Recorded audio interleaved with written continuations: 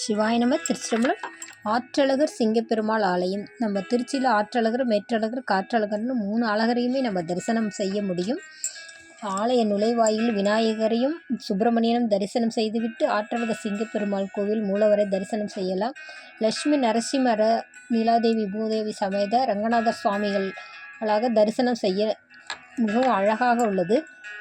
இந்த ஆலயத்தில் ஆடிப்புறம் மிக சிறப்பாக கொண்டாடுவது. ஜாதகம் வச்சு வழிபடுறது இங்கே சிறப்பு. ஞாயிற்றுக்கிழமை அன்றுக்கு அரசு காரியமாகவும், திங்கட்கிழமை அன்று லட்சுமி கடாட்சத்திற்காகவும், செவ்வாய்க்கிழமை மன உளைச்சல் மனக்கவலைக்கும், புதன்கிழமை கல்வி சம்பந்தமாக, வியாழக்கிழமை ஜாதகமும், வெள்ளிக்கிழமை கடன் நிவர்த்தியும், சனிக்கிழமை திருமண தடையும், பிரதோஷத்தன்னைக்கு குழந்தையின்மையும், அமாவாசை அன்னைக்கு ரோக நிவர்த்திக்காகவும், பௌர்ணமி அன்னைக்கு வியாபாரம் தொழில் சிறக்கிறதுக்காகவும், ஒவ்வொரு மாதமும் சுவாதி நட்சத்திரத்தன்று குடும்ப ஒற்றுமைக்காகவும் இந்த ஆலயத்தில் வழிபாடு நடக்கின்றது. இந்த ஆலயம் காலையில் 6 மணியிலிருந்து 10:30 மணி வரை திறந்திருக்குன்னு சொன்னாங்க. இந்த ஆலயம்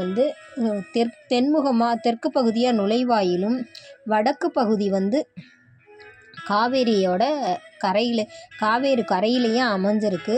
ஆற்றழகர் மேற்றழகர் காற்றழகரை நாம் தரிசனம் செய்தோம்.